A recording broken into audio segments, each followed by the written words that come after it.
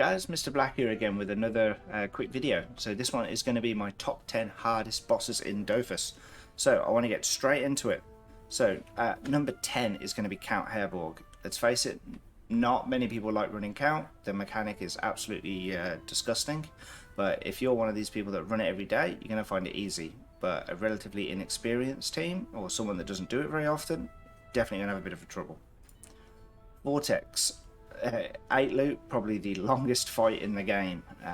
Very tiring, frustrating, but for me it was, when learning this, it was the actual management of the fight. So figuring out when to kill stuff, when to kill it again, and then actually what Vortex's placement's going to be once you have completed the initial mechanic.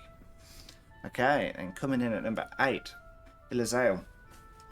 So again, mechanic heavy, but the reason I have put this at number 8 is 1, because of her pull mechanic, and 2, because of her critical resistance. And then I'd probably even say 3 is keeping everything back and keeping the entire mob managed. My first run, I went with a full team of crit cras, didn't go so well. Went back with a Shram, absolutely fantastic. Okay, then coming in at number 7, Corruption. Again, this is going to be his mechanic. The entire mechanic of this is a absolute pain. So having to get next to things and heal, and then things move and then you forget, oh, did I hit that one or this one?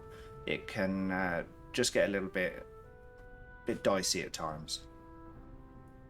Alright, and number 6, Bethel.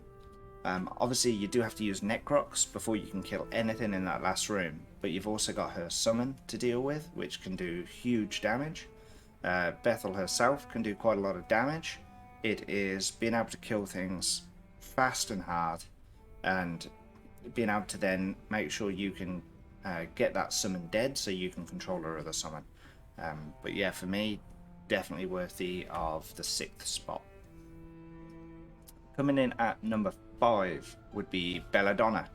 So I know a lot of people struggle with this one, but it is all about learning the mobs, where they're going to go to, where they're going to jump, can they get to anything, do they have line of sight, does Belladonna have line of sight on you, who is she going to swap with once you've phased her.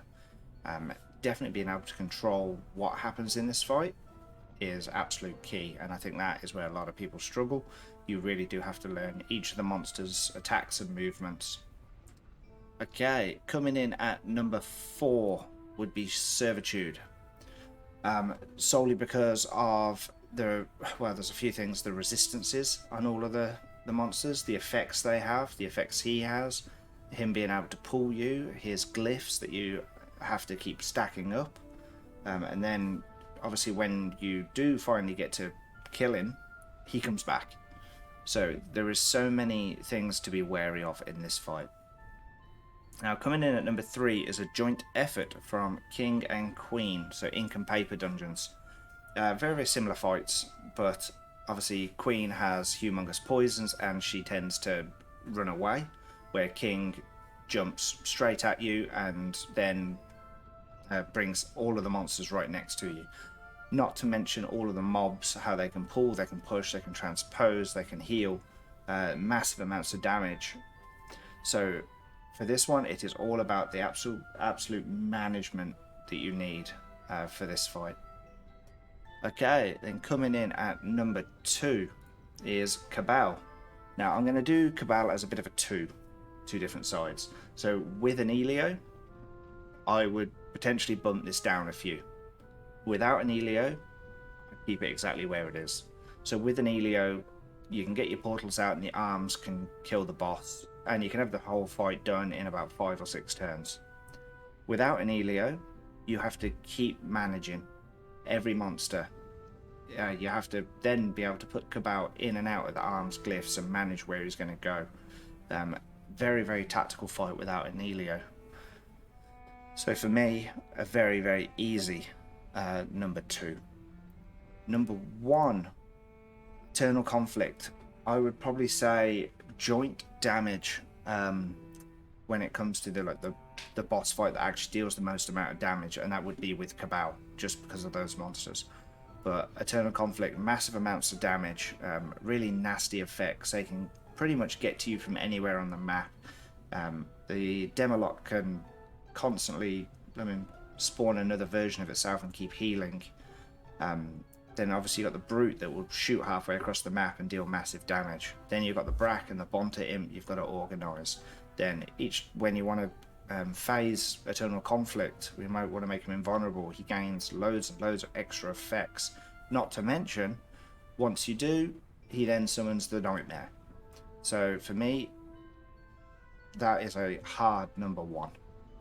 Okay, but I think a few people might have noticed there is a certain dungeon missing, and it is by far the hardest dungeon in the game that even some of the most experienced players will have a lot of trouble with, and of course that is going to be Eclipse Storm.